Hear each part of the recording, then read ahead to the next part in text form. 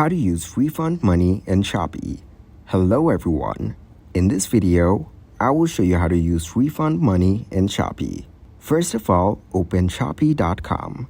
Click on My Account from the left bar menu. Tap on Profile and you can edit your info from here. Click on Banks and Cards. You don't have any cards yet. Scroll down and click on Add a new account. Add a phone number. Now add the verification code sent to your phone number. Click on OK. Now open the Shopee customer service team in the new tab. Select what type of user you are as a buyer. What is your inquiry about? Select Shopee payment.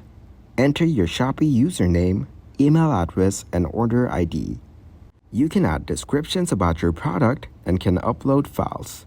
Add a description that I want to refund my money and buy a new product. Click on Submit at the end. That's how you can refund money in Shopee. Thank you guys for watching this video. Hope you got some value.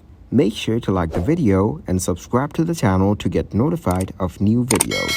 See you in the next one.